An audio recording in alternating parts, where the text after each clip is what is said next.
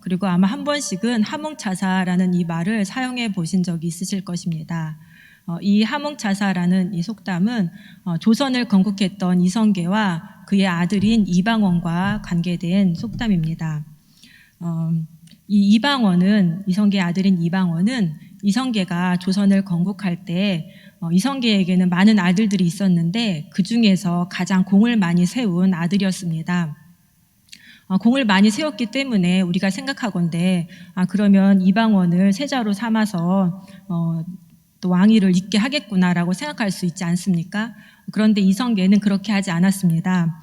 이방원을 세자로 책봉하지 않고 둘째 부인에게서 얻은 둘째 아들 이방석을 세자로 책봉하였고 그리고 정도전에게 이 세자를 돕도록 하였습니다. 이에 불만을 품은 이방원은 저라도 화가 날 것 같습니다. 그렇죠? 불만을 품은 이 이방원은 난을 일으켰고 정도전 무리와 또 세자 이방석 그리고 이방석의 형인 이방원까지 제거하면서 정치적인 그런 실권을 차지하게 됩니다. 이에 태조 이성계는 아주 크게 노하였고 자신의 왕위를 2대 왕인 정종인 이방과에게 물려주고 자신의 고향 함흥으로 떠나게 됩니다. 그리고 정치적인 실권을 잡게 된 이방원은 사병을 거느린 동복 형제들을 항상 견제했습니다. 그러던 중에 왕위에 대한 야심을 품고 있었던 이성계의 넷째 아들인 이방간이 난을 일으켰고 이방원은 이 이방간과 싸워서 승리를 얻게 됩니다.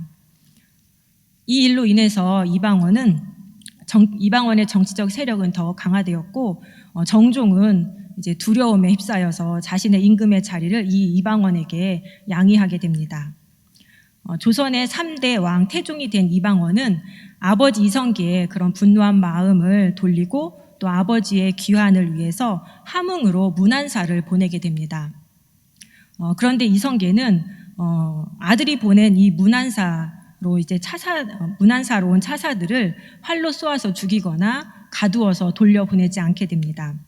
여기서 함흥차사라는 말이 생겨났습니다. 즉 함흥차사는 가고 오지 않는 사람이란 뜻입니다. 그래서 우리는 어떤 사람을 일컬어 말할 때 저 사람은 함흥차사야, 저 사람 함흥차사지 이런 말을 쓰고 있습니다. 그런데 우리 주님의 재림에 대해서도 이 말을 가져다 쓰는 사람이 있습니다.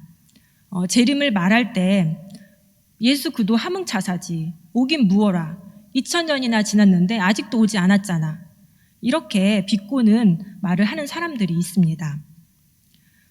베드로는 이 조롱이 말세에 나타나는 자연적인 현상이라고 말합니다. 베드로 후서 3장 4절부터 4절 말씀을 함께 보도록 하겠습니다. 베드로 후서 3장 3절에서 4절 말씀입니다. 먼저 이것을 알지니 말세에 조롱하는 자들이 와서 자기의 정욕을 따라 행하며 조롱하여 이르되 주께서 강림하신다는 약속이 어디 있느냐, 조상들이 잔 후로부터 만물이 처음 창조될 때와 같이 그냥 있다 하니. 여기 말세는 메시아의 초림과 재림 사이의 모든 기간을 뜻합니다. 그 기간이 벌써 2000년하고도 20년이나 지났고 언제까지 이 말세가 지속될지 우리는 알 수가 없습니다. 그런데 이 말세 기간에 나타나는 특징이 바로 사람들이 재림의 교리를 조롱한다는 것입니다. 마태복음 24장 30절에서 예수님은 분명히 구름을 타고 능력과 큰 영광으로 이 땅에 오겠다라고 약속하셨습니다. 그런데 베드로가 살던 시대에도 그리고 지금 우리가 살고 있는 시대에도 그 약속을 믿을 수 없다며 재림을 조롱하는 사람들이 있습니다. 왜냐하면 기독교 1세대들이 다 죽도록 그리스도의 재림은 일어나지 않았고 또 2000년이 넘는 시간이 지나도록 예수님이 다시 오지 않았기 때문입니다. 조롱자들이 볼 때 이 세상은 변한 것이 하나도 없습니다. 한 나라가 망해도 또 다른 나라가 생겨났고 또 1, 2차 세계대전으로 땅이 황폐해지고 많은 사람들이 죽었어도 인류는 다시 번성했고 전염병이 온 세상을 휩쓸었어도 약과 백신을 만들어내서 인류는 다시 살아남았습니다. 그리고 거의 2년이나 지속되고 있는 이 코로나 상황으로 인해서 많은 사람들이 죽었고 또 많은 사람들이 고통을 받고 있지만 사람들은 생각하기를 이것 때문에 온 인류가 멸망할 것이다 라고 생각하는 사람은 없습니다. 또 영화 중에는 종말과 관련해서 그런 주제로 만들어진 영화들이 있는데요. 그 영화들을 보면은 그렇습니다. 꼭 누군가는 살아남습니다. 그래서 살아남은 그 사람이 새로운 시대를 여는 것을 보게 됩니다. 이처럼 사람들의 생각 속에는 세상에 종말이 없습니다. 그래서 조롱자들은 재림 같은 것은 결코 일어나지 않을 것이라고 결론짓고 자기 정욕을 따라 살았습니다.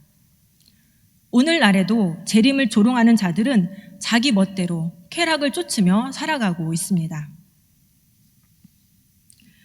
2000년이 넘는 시간 동안 재림이 지연된 것이 재림이 없다는 뜻일까요?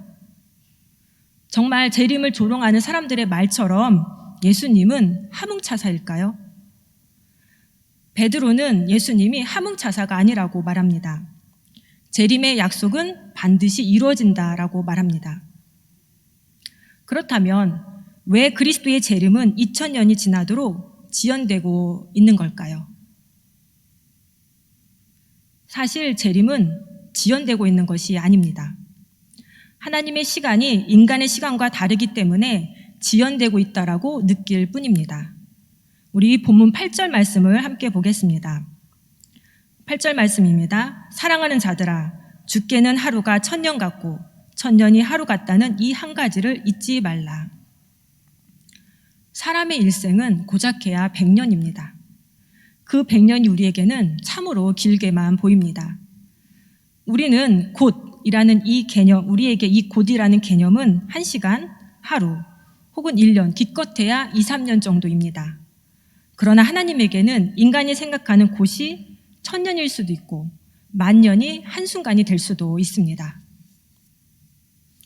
창세기 1장 1절, 태초에 하나님이 천지를 창조하시니라 라는 이 말씀에는 하나님께서 천지라는 공간뿐만 아니라 인류 역사의 시간도 창조하셨다라는 그런 의미가 내포되어 있습니다. 즉 하나님은 인간의 시간을 창조하신 분이십니다. 따라서 하나님은 인간의 시간을 지배하시는 분이시고 그 시간 위에 계시며 하나님의 시간은 영원한 시간입니다. 하나님의 영원한 시간 속에서 우리 인간의 과거와 현재와 미래는 모두 한 지점에 불과합니다. 따라서 인간의 시간에서 재림이 2000년 지연되었다 할지라도 하나님의 시간에서는 이틀밖에 지나지 않은 것일 수 있습니다. 하나님의 시간표에 의한다면 재림은 지연되고 있는 것이 아닙니다. 그러니 재림의 약속이 지연되었다라고 조롱하는 것은 어리석고 경솔한 행동입니다. 또한 재림이 지연되고 있는 것이 아님을 설명하는 아주 큰 이유가 있습니다. 그 이유는 온 인류를 향한 하나님의 오래 참으심입니다. 본문 9절 말씀을 함께 보도록 하겠습니다. 주의 약속은 어떤 이들이 더디다고 생각하는 것 같이 더딘 것이 아니라 오직 주께서는 너희를 대하여 오래 참으사 아무도 멸망하지 아니하고 다 회개하기에 이르기를 원하시느니라. 하나님은 재림의 약속을 미루신 것이 아니라 참고 기다리시는 것입니다. 죄인들에게 회개할 수 있는 기회를 주고 계시는 것입니다. 왜냐하면 하나님은 어떤 한 사람도 멸망하지 않고 모든 사람이 회개하여서 구원에 이르기를 간절히 원하고 계시기 때문입니다. 홍수로 인해서 이 세상을 심판하실 때에도 하나님께서는 오래 참고 기다리셨습니다. 출애굽한 이스라엘 백성들이 물이 없다고 먹을 것이 없다라고 불평할 때에도 하나님께서는 노하기를 더디하셨습니다. 이스라엘 백성들이 금송아지를 만들어 놓고 그 송아지가 우리를 애굽에서 인도해낸 신이라고 하면서 할 때에도 하나님은 그들을 진멸하지 않으시고 참으셨습니다. 왜냐하면 회개하고 순종함으로 구원의 방주에 오르기를 원하셨기 때문입니다. 애굽의 제약된 삶을 버리고 약속의 땅에서 하나님의 법을 지키며 하나님의 백성답게 살아가기를 원하셨기 때문입니다. 그러나 이러한 하나님의 오래 참으심에도 반드시 끝이 있습니다. 하나님의 오래 참으심이 끝나는 날 하나님은 죄악된 세상을 심판하기 위해 오십니다. 천년을 하루같이 여기시는 하나님의 시간표에도 재림의 약속이 성취되는 날이 있습니다. 그날은 갑작스럽게 옵니다. 본문 10절에서 베드로는 이렇게 말합니다. 주의 날이 도둑같이 오리니. 도둑이 아무런 예고 없이 찾아오는 것처럼 그리스도의 재림도 예기치 않게 임한다는 말씀입니다. 이미 예수님도 주의 날이 도둑같이 임한다라고 말씀하신 바가 있습니다. 그러므로 깨어있으라. 어느 날에 너희 주가 임할는지 너희가 알지 못함이니라. 너희도 아는 바니 만일 집주인이 도둑이 어느 시각에 올 줄 알았더라면 깨어있어 그 집을 뚫지 못하게 하였으리라. 이러므로 너희도 준비하고 있으라. 생각하지 않은 때에 인자가 오리라. 또한 바울도 주의 재림에 관심을 갖고 있는 데살로니가 교회 성도들에게 이렇게 말했습니다. 형제들아, 때와 시기에 관하여는 너에게 쓸 것이 없음은 주의 날이 밤에 도둑같이 이를 줄을 너희 자신이 자세히 알기 때문이라. 좀 오래된 사건인데요. 1986년 8월 22일 한밤중에 아주 놀라운 일이 발생하였습니다. 아프리카 중서부에 있는 카메룬이라는 나라가 있는데요. 그곳에 화산이 하나 있었습니다. 근데 그 화산에서 유독가스가 분출하여서 한 1,700명 정도의 사람이 죽는 사건이 일어난 것입니다. 그 화산 그 꼭대기에는 호수가 있었는데요. 우리나라에도 백두산이나 한라산에는 그 위에 호수가 있지 않습니까? 그것처럼 그 화산에도 이제 호수가 있었는데 화산 안쪽에서부터 유독가스가 그 호수 수면을 뚫고 나와서 주변에 있는 마을 3곳에 퍼졌던 것입니다. 그래서 사고 현장은 마치 중성자 폭탄이 터진 것처럼 건물들은 집은 아무렇지도 않은데 사람과 짐승들만 죽어 있었던 것입니다. 생각지도 않은 때에 사람들이 평안하게 잠든 때에 그런 사건이 일어났습니다. 이처럼 주님도 생각하지 않은 때에 갑자기 오십니다. 그러나 주님의 재림은 소리 없이 조용히 오심이 아닙니다. 초림 예수님의 오심은, 아기 예수님의 오심은 마리아와 요셉, 목자들과 동방 박사들만이 볼 수 있었던 아주 조용한 오심이었습니다. 왜냐하면 예수님은 자신을 낮추어서 종의 모습으로 오셨기 때문입니다. 그러나 다시 오시는 예수님은 온 세상이 다 알도록 시끌벅적하게 오십니다. 왜냐하면 재림 예수는 영광의 왕으로 심판자로 이 땅에 오시기 때문입니다. 예수님은 말씀하셨습니다. 그때의 인자의 징조가 하늘에서 보이겠고 그때의 땅의 모든 족속들이 통곡하며 그들이 인자가 구름을 타고 능력과 큰 영광으로 오는 것을 보리라. 베드로도 오늘 본문 10절에서 예수님이 오시는 그날에는 하늘이 큰 소리로 떠나가고 물질이 뜨거운 불에 풀어지고 땅과 그 중에 있는 모든 일이 드러나게 된다라고 말합니다. 그날의 하늘은 요란한 소리를 내며 사라지고 원소들은 불에 녹아버리고 땅과 그 안에 있는 모든 일들은 드러나게 됩니다. 그날에는 하나님께서 만드신 것과 그리고 인간이 만든 모든 것들이 다 불타버립니다. 죄와 저주로 더러워진 현재의 세상이 다 불타버립니다. 예수 재림의 날은 곧 심판의 날이기 때문입니다. AD 79년 8월 24일에 아주 풍요롭고 호화로운 로마의 고대 도시 폼페이 많이 들어보셨죠? 그 폼페이가 화산재에 묻혀 사라지는 사건이 있었습니다. 베수비우스 화산이라는 그 화산이 갑자기 폭발하면서 막대한 양의 화산 자갈과 또 용암 그리고 유독가스를 배출했기 때문입니다. 폼페이 사람들은 지진 지역에 살고 있었기 때문에 지진을 언제라도 예측할 수가 있었습니다. 그러나 이 베수비우스 화산이 폭발할 것이라고는 누구도 예상하지 못하였습니다. 그리고 폼페이는 화산 폭발 18시간 만에 화산재에 묻혀 사라져버렸습니다. 이때의 광경을 목격한 사람이 있습니다.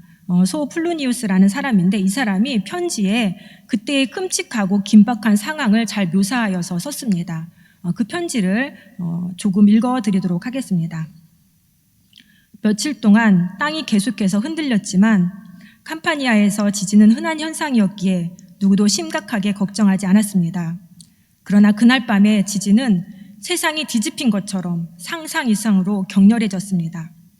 땅덩어리가 경련을 일으킨 탓에 바다는 오그라드는 것 같았는데 해안선이 뒤로 밀려나 바다 밑바닥이 모습을 드러냈고 그곳의 바다 생물은 벌써 말라붙어 있었습니다. 저쪽 하늘에서는 번개보다 더 큰 섬광을 토해내며 뱀처럼 꿈틀거리는 섬쩍지근한 먹구름이 우지끈하며 쪼개지고 있었습니다. 달빛도 어슴푸레한 구름도 한 점 없는 세상은 밀폐된 방처럼 온통 짙은 어둠만이 내리누르고 있었습니다. 여기저기서 안악들의 울부짖음과 아기들의 칭얼거림, 그리고 사내들의 고함 소리가 들렸습니다. 어떤 이는 아버지, 어머니를 소리쳐 찾았고 어떤 이는 남편과 아내를 애타게 부르고 있었으며 어떤 이는 자식을 잃어버린 모양이었습니다. 그리고 자신들의 불행한 처지를 힐난하는 소리, 친지들의 죽음을 애도하는 소리, 죽음에 대한 두려움에 지쳐 죽음을 재촉하는 소리도 들려왔습니다. 하늘을 향해 두 손 모아 기원하는 사람들도 있었습니다. 그러나 대다수의 사람들은 신은 없으며 오늘이 세상의 마지막이라고 저주를 퍼부었습니다. 화산 하나 폭발했을 뿐인데 폼페이 사람들은 세상의 마지막이 온 것 같은 두려움과 공포를 경험했고 폼페이는 사라졌습니다. 재림의 날에 임할 불의 심판은 폼페이에 덮친 재앙을 몇백 배 능가하는 두려움과 공포로 다가올 것입니다. 하늘은 없어지고 우주를 구성하고 있는 기본적인 요소들은 뜨거운 불에 타버리고 땅과 그 위에 있는 모든 것들은 하나님 앞에 벌거벗은 것처럼 드러날 것이기 때문입니다. 온 세상이 불에 타서 해체될 것이기 때문입니다. 그러나 심판의 날인 예수 재림의 날은 반대로 환희의 날이기도 합니다. 하늘이 큰 소리로 떠나가고 물질이 뜨거운 불에 풀어지는 것은 천지 창조 이전의 혼돈 상태를 연상케 합니다. 이 세상이 창조 이전의 상태처럼 된다는 것은 하나님의 마지막 심판과 함께 새 하늘과 새 땅의 창조가 이루어진다는 것을 의미합니다. 요한계시록에서도 새 하늘과 새 땅에 대해서 말씀하고 있습니다. 또 내가 새 하늘과 새 땅을 보니 처음 하늘과 처음 땅이 없어졌고 바다도 다시 있지 않더라.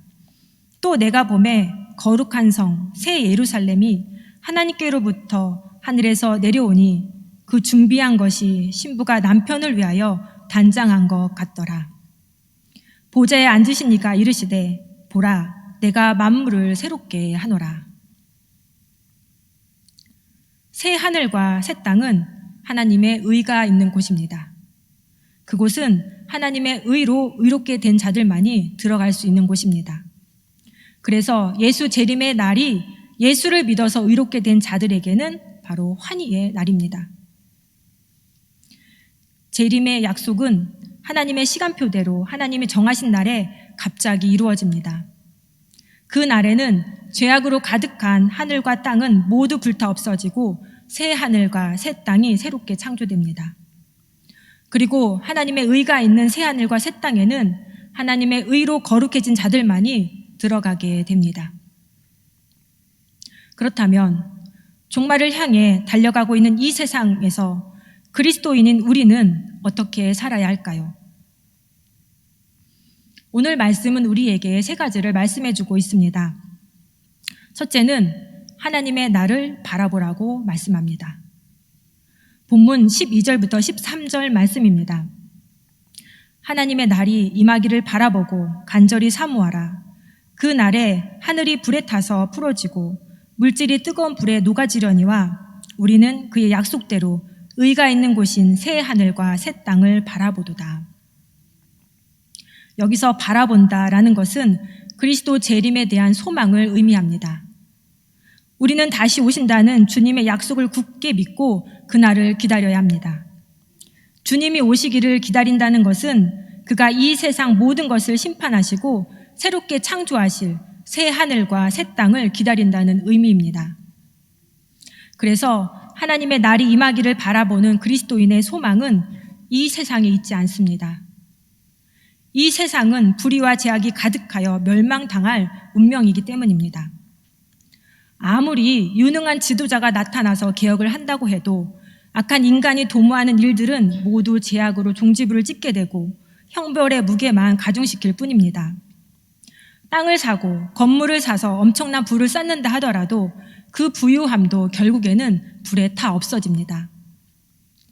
이 세상에 있는 어떤 것도 우리의 소망이 될 수가 없습니다. 그리스도인의 소망은 오직 하나님의 날에 새롭게 창조될 새 하늘과 새 땅에 있습니다. 그러니 이 땅에 소망을 두지 말고 하나님의 날을 기다리며 새 하늘과 새 땅을 바라보며 살아야 합니다. 둘째로는 하나님의 날을 준비하라고 말씀합니다. 의가 있는 새 하늘과 새 땅이 이루어지기를 기다린다면 우리는 그 기다림에 합당한 준비를 해야만 합니다.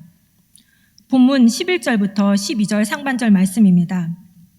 이 모든 것이 이렇게 풀어지리니 너희가 어떠한 사람이 되어야 마땅하냐? 거룩한 행실과 경건함으로 하나님의 날이 임하기를 바라보고 간절히 사모하라. 또 14절에서는 그러므로 사랑하는 자들아 너희가 이것을 바라보나니 주 앞에서 점도 없고 흠도 없이 평강 가운데서 나타나기를 힘쓰라 라고 말씀합니다.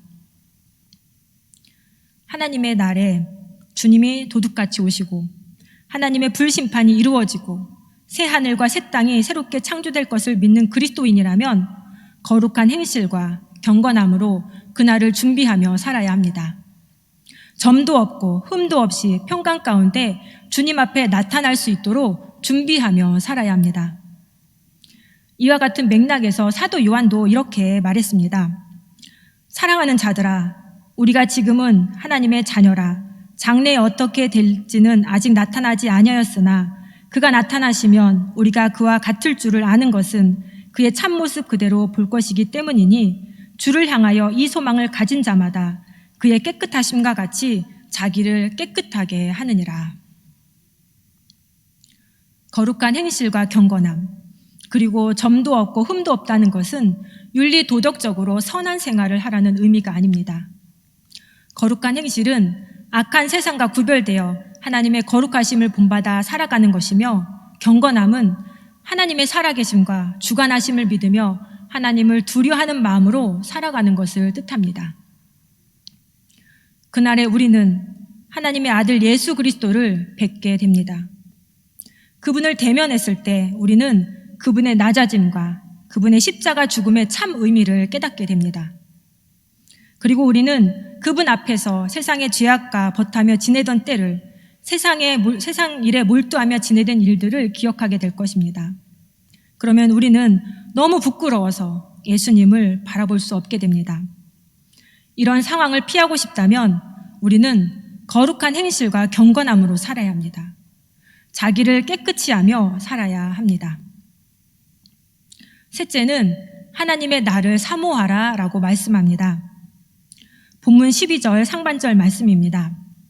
하나님의 날이 임하기를 바라보고 간절히 사모하라. 여기서 사모한다라는 말은 재촉한다, 열심히 도모한다라는 뜻입니다. 새 하늘과 새 땅을 바라보는 그리스도인은 재림을 수동적으로 기다리지 않습니다. 세상의 구원을 위해 하나님과 적극적으로 협력하며 재림을 재촉합니다. 하나님의 날에 대한 그리스도인들의 사모함에 의해서 재림이 앞당겨질 수도 있기 때문입니다. 종말은 천국 복음이 온 세상에 전파된 후에 옵니다. 그래서 부활하신 예수님께서는 제자들에게 온 천하에 두루 다니며 만민에게 복음을 전파하라고 명령하시고 승천하셨습니다. 이 명령대로 제자들은 온 세상을 두루 다니며 복음을 전파하였고 우리에게까지 그 복음이 전해졌습니다. 이제 우리도 예수님의 명령대로 사람들에게 예수님을 전해야 합니다. 이것이 재림을 재촉하는 그리스도인들의 삶입니다.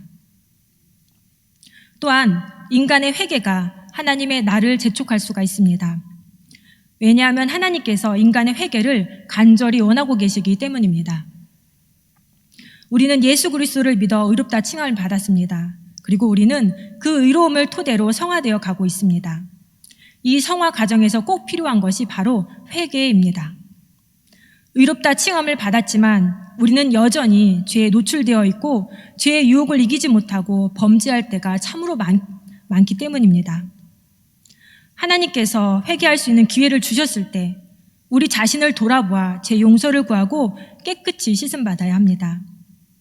이런 회개의 삶이 재림을 재촉할 수 있습니다. 마지막으로 우리의 기도가 하나님의 나를 재촉할 수 있습니다. 제자들이 예수님께 기도를 가르쳐 달라고 했습니다. 그때 예수님께서는 아버지의 이름이 거룩히 여김받고 아버지의 나라가 오게 하며 아버지의 뜻이 하늘에서 이루어진 것 같이 땅에서도 이루어지게 하옵소서라는 기도를 가장 먼저 가르쳐 주셨습니다. 이 기도는 종말론적인 기도입니다. 하나님의 명예가 회복되고 하나님의 나라가 이 땅에 이루어지는 것은 종말에 이루어질 사건이기 때문입니다. 예수님께서 이렇게 기도하라고 하신 것은 이 기도를 통해 하나님의 나를 재촉할 수 있기 때문입니다. 따라서 우리는 하나님의 명예와 하나님의 나라를 위해 먼저 기도하는 삶을 살아야 합니다. 지금 우리는 대림절 기간을 보내고 있습니다. 대림절은 2000년 전에 우리 인간의 죄를 구원하기, 우리 인간을 죄에서 구원하기 위해 인간의 몸으로 이 땅에 오신 아기 예수님을 기다리는 기간입니다. 동시에 이 대림절은 영광의 왕으로 심판자로 다시 이 땅에 오실 재림 예수를 기다리는 기간이기도 합니다. 이 대림절에 여러분은 2000년 전에 오신 아기 예수님과 그리고 다시 오실 예수님 중 어느 쪽에 더 비중을 두고 기다리고 계십니까? 아마도 재림 예수보다는 성탄절의 아기 예수를 더 기다리고 계실 것 같습니다. 왜냐하면 성탄절의 아기 예수는 12월 25일이라는 정확한 날짜가 있기 때문입니다. 반면에 재림 예수는 언제 오실지 아무도 알지 못하기 때문입니다. 그러나 말세의 때를 살아가고 있는 우리가 더 간절히 기다려야 할 분은 다시 오시겠다라고 약속하신 바로 재림 예수입니다. 아기 예수님에 대해서는 구약에 총 456회 예언되었고 재림 예수에 대해서는 신구약에 총 1518회나 예언되어 있습니다. 구약에 456회 예언되었던 아기 예수님의 오심은 2000년 전에 이미 성취되었습니다. 그렇다면 아기 예수에 대한 예언보다 3배나 더 많은 재림 예수에 대한 예언도 반드시 성취되지 않을까요? 예수님은 분명히 다시 오십니다. 예수님은 도둑같이 갑자기 오시며 그분이 오시는 그날에는 온 세상이 불타 없어지고 하나님의 의가 있는 새 하늘과 새 땅이 펼쳐지게 됩니다.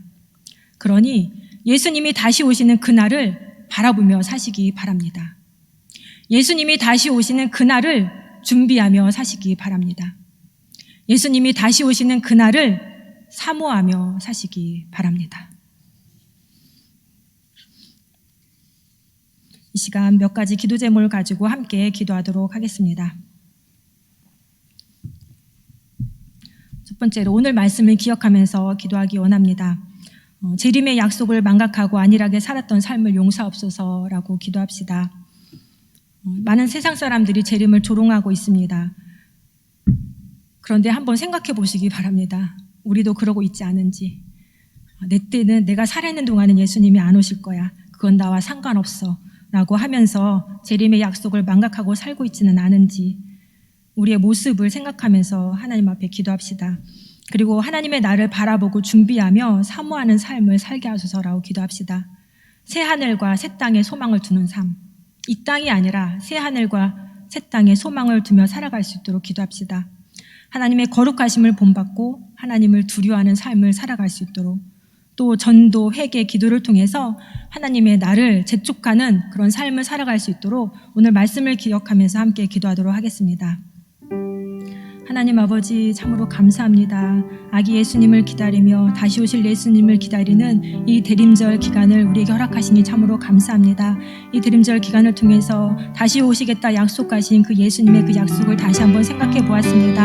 하나님께 예수님께서는 다시 오시겠다고 약속하셨고 우리에게 그날을 기다리라고 말씀하셨습니다. 도둑같이 언제 올지 모르니 깨어있으라고 말씀하셨습니다. 그런데 하나님 우리의 모습은 어떻습니까? 너무나 안일하게 살아가고 있지는 않습니까? 그것은 나와 상관없다고, 내가 사는 날 동안 예수님은 오시지 않을 것이라고 그렇게 막연하게 하나님 안일하게 살아가고 있지는 않습니까? 그래서 세상 사람들처럼 예수의 재림의 그 약속을 조롱하며 하나님 안일하게 하나님 죄를 지으면서 내 멋대로 내 생각대로 살아가고 있지는 않습니까? 하나님 아버지 우리의 그런 모습을 용서하여 주시옵소서. 멀게만 느껴지고 내 때는 아니라고 그렇게 하나님 막연하게 여기며 하나님 맘대로 살았던 우리의 모습을 용서해 주시고 이제는 하나님 우리가 재림의 약속을 믿고 그날을 기다리며 그날을 소망하며 그날을 바라보며 그날을 준비하며 사모하며 살아가길 원합니다. 하나님 이 땅에 소망을 두지 않게 해주시옵소서. 이 땅에 있는 모든 것들은 불타서 없어질 것이니 그것들에 소망을 두지 않게 해주시고 오직 새하늘과 새 땅에 소망을 두는 삶을 살아갈 수 있도록 도와주시옵소서. 또 예수님이 오시는 그 날을 준비하며 살아가길 원합니다. 거룩한 행실과 경건함으로 깨끗하게 우리를 준비하게 해주시옵소서. 하나님의 거룩하심을 본받게 하옵시고 하나님을 두려워하는 마음으로 경건하게 살아갈 수 있도록 도와주시옵소서. 또한 우리가 적극적으로 하나님의 나를 재촉하는 삶을 살아가기 원합니다. 전도하게 하여 주시옵소서. 많은 사람들에게 천국 복음을 전하게 하여 주시고 또한 우리의 모습을 돌아보면서 회개의 삶을 살게 하시며 또한 우리가 더욱더 하나님의 명예를 위해서 하나님의 나라를 위해서 기도에 힘쓸 수 있는 저희들이 되게 하여 주시옵소서. 그래서 우리가 더욱더 하나님의 나라를 소망하고 재림의 약속을 믿고 나아감으로 하나님의 날이 속히 이루기를 원합니다. 환희의 날이 우리 가운데 속히 이루어서 모든 슬픔과 근심과 고통이 없는 그날을 우리가 맞이하길 소망하오니 하나님 인도하여 주시옵소서. 두 번째로 온 세상과 우리나라를 위해서 기도하기 원합니다. 지금 이 세상에는 코로나로 인해서 많은 힘든 어려운 상황들을 겪고 있습니다. 온 세상이 하나님의 주권을 인정하며 회개하게 하소서라고 기도합시다. 그동안 인간들이 너무나 교만했습니다. 하나님을 인정하지 않고 하나님의 주권을 인정하지 않았습니다. 대리자로서의 사명도 감당하지 않았습니다. 그런 모습을 회개합시다. 그리고 코로나로 고통 중에 있는 이 땅에 긍휼을 베풀어 주옵소서 기도합시다. 하루속히 이 코로나 상황이 종식될 수 있도록 기도합시다. 그리고 지금 코로나에 확진이 되어서 고통 중에 있는 환자들 그리고 그의 가족들 또 열심히 애쓰고 있는 의료진들 또 힘든 상황들을 견뎌내고 있는 국민들 그들의 고통을 치료하옵소서라고 기도합시다. 우리 힘든 상황을 하나님께 의탁하며 회개하며 하나님의 긍휼하심을 구합시다. 같이 기도하겠습니다. 하나님 이 땅을 이 나라를 하나님 긍휼히 여겨 주시옵소서. 하나님 코로나로 인해서 눈에 보이지 않는 그 바이러스 하나로 인해서 하나님 이 땅 가운데는 많은 사람들이 고통을 당하고 있습니다.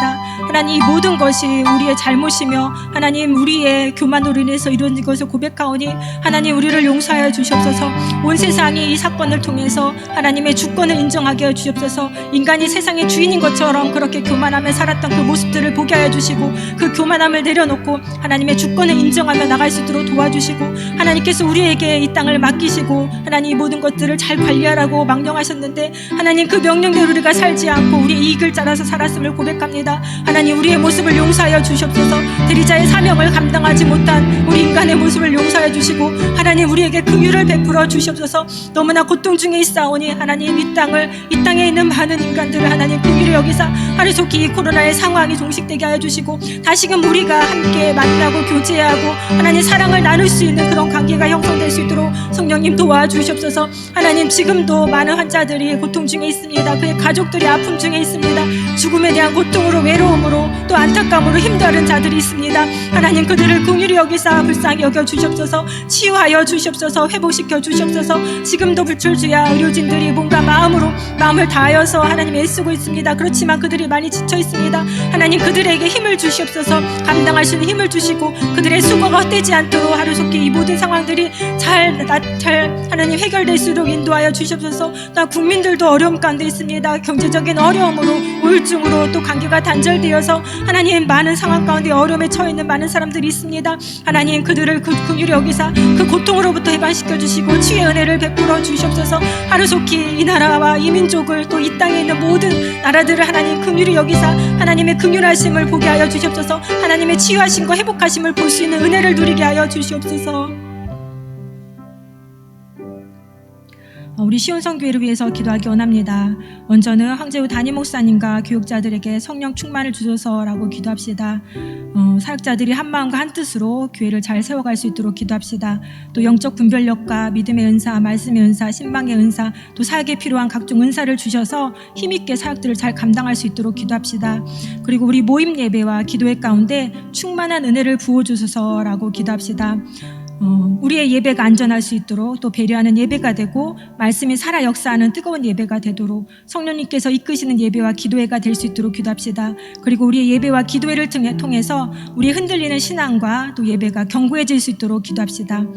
그리고 우리의 다음 세대를 위해서 기도하기 원합니다. 코로나로 인해서 가장 어려움을 겪고 있고 타격을 입은 것은 바로 우리의 다음 세대입니다. 이 다음 세대가 다니엘과 같은 믿음의 사람으로 세워질 수 있도록 기도합시다. 이 코로나 시대를 지혜롭게 극복하여서 신앙교육이 이루어질 수 있도록, 또 세상 풍조에 휩쓸리지 않고 말씀대로 순종하며 사는 우리의 아이들이 될 수 있도록 기도합시다. 우리 시온성교회를 위해서 같이 기도하도록 하겠습니다. 하나님 아버지 감사합니다. 하나님 안정리에 하나님 시온성 공동체를 세워주시고 함께 모여서 예수 믿게 하시니 참으로 감사합니다. 하나님 이 시온성 교회 가운데 황재우 담임 목사님을 세워주셨습니다. 하나님 또 많은 사역자들을 하나님께서 붙여주셨습니다. 하나님께서 허락하신 교육자들이 한 마음과 한 뜻이 되게 하여 주시옵소서. 한 마음과 한 뜻으로 하나님의 뜻에 따라서 시온성 교회를 아름답게 세워나갈 수 있도록 도와주시옵소서. 하나님 그 일을 위해서 하나님 건강을 주시고 영적 분별력을 주시고 필요한 각각의 은사를 허락하셔서 각자에게 맡겨진 사역들을 각자에게 허락하신 귀한 영혼들을 잘 보살피고 이끌어갈 수 있도록 성령님 도와주시옵소서. 성령 충만함을 허락하여 주시옵소서. 하나님 우리의 예배와 기도회 가운데 충만한 은혜를 부어주시길 간절히 소원합니다. 하나님 매일매일 드려지는 우리의 예배가 안전하게 하여 주시고 그 예배 가운데 성령님께서 함께 하심으로 뜨거움 있게 하시며 감격 있게 하시며 구원의 확신 가운데 더욱더 하나님 앞에 가까이 나아가는 예배가 되게 하여 주시옵소서. 또한 우리의 기도 가운데 하나님 성령님 함께 하셔서 우리의 입이 열리고 간절한 기도 가운데 응답하시는 그 놀라운 하나님의 역사를 보게 하여 주시옵소서. 살아있는 예배, 살아있는 기도회가 되게 하시며 우리의 예배와 기도회를 통해서 흔들리고 있는 우리의 신앙이 하나님 바로잡히게 하시고 견고해 줄 수 있는 은혜를 누리게 하여 주시옵소서. 또 하나님 기도하기는 우리의 다음 세대들을 위해서 기도합니다. 하나님 우리 아이들을 기억하여 주시옵소서. 하나님 우리 아이들 가운데 바른 신앙이 세워지기 원합니다. 다니엘과 같은 믿음을 허락하여 주시옵소서. 세상 풍조에 휩쓸리지 않게 하시고 하나님의 말씀에 순종하며 살아가는 세계가 되게 하여 주시옵소서. 하나님 이 코로나 시대 가운데 우리가 하나님 우리에게 지혜를 허락하여 주셔서 우리 아이들을 바르게 교육하게 해주시고 무엇보다도 우리의 부모된 그리스도인들이 바른 신앙을 갖고 자신의 자녀들을 하나님의 자녀로 잘 양육할 수 있도록 지혜를 허락하여 주시옵소서. 하나님 우리 시온성에 속한 모든 지체들을 하나님 긍휼히 여기사 하나님의 은혜 가운데 늘 붙잡아 주시고 보호하여 주시고 살펴 주시옵소서. 마지막으로 우리의 연약한 지체들을 위해서 기도하기 원합니다. 몸의 질병으로 또 마음의 아픔으로 또 영혼이 병들어서 힘든 자들이 있습니다. 그들을 고쳐주옵소서라고 기도합시다. 또한 두려움과 걱정 대신에 하나님의 은혜와 평강으로 채워주시기를 기도합시다. 또 약함 가운데 임하시는 하나님의 온전한 능력을 그들이 경험하여서 하나님의 살아계심을 증거하는 증인들이 될 수 있도록 우리의 연약한 지체들을 위해서 같이 기도하겠습니다. 하나님 아버지 감사합니다. 우리 공동체 가운데 연약한 지체들을 허락하심은 그들을 위해서 우리가 한 마음으로 한 뜻이 되어서 합심하여서 기도하라고 주신 것으로 믿습니다. 하나님 우리 가운데는 질병으로 몸의 고통 가운데 있는 자들이 있습니다. 하나님 육신의 연약함으로 힘들어하는 자들을 기억하여 주시옵소서. 암으로 하나님 또 수술로 인해서 여러 가지 허리와 다리와 무릎과 또 여러 가지 노안으로 인해서 하나님 가정 환자로 하나님 가정에서 치유받고 있는 자들도 있고 하나님 여러 가지 힘든 상황 가운데 있는 자들이 많이 있습니다. 하나님 우리 지체들을 기억하여 주시옵소서. 그들의 아픔과 그들의 고통을 하나님께서 아시오니 치유해 주시고 어루만져 주시옵소서. 하나님 마음이 병들어서 힘들어하는 자들이 있습니다. 그들의 단단한 마음 강팍한 마음을 깨쳐 주시옵소서. 하나님 영혼이 병들어서 예수 그리스도를 떠나 있는 자들이 있습니다. 하나님 그들을 긍휼히 여기사 다시 그들에게 예수 그리스도의 구원의 빛을 비춰주셔서 하나님 전에 나올 수 있도록 은혜를 베풀어 주시옵소서. 하나님 우리의 연약한 지체들 그들 안에는 두려움과 걱정을 물리쳐 주시옵소서. 두려움과 걱정 대신에 하나님의 은혜와 평강으로 채워 주시옵소서. 그들이 그 약함 가운데서 그들 가운데 강하게 역사하시는 성령의 능력을 하나님의 온전한 능력을 경험하여서 하나님의 살아계심을 증거하게 하시고 하나님을 찬양하는 삶이 되게 하여 주시옵소서. 그래서 우리 연약한 지체들을 통해서 우리가 하나님을 보게 하시고 하나님의 영광을 보게 하시며 치유하시는 하나님의 능력을 경험하는 우리 공동체가 될 수 있도록 하나님 은혜를 베풀어 주시옵소서.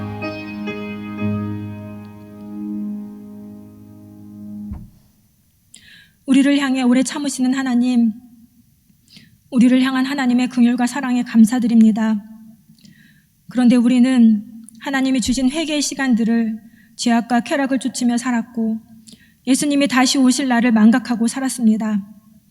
재림을 조롱하는 자들처럼 살았던 우리의 모습을 용서하여 주시옵소서. 이제는 하나님께서 우리에게 주신 약속의 말씀을 굳게 붙들고 하나님의 날에 새롭게 창조될 새 하늘과 새 땅을 바라보며 살기 원합니다. 거룩한 행실과 경건함으로 그날을 준비하며 그날이 속히 오도록 전도하고 회개하고 기도하는 삶을 살게 하여 주시옵소서. 감사드리며 예수님의 이름으로 기도드립니다. 아멘.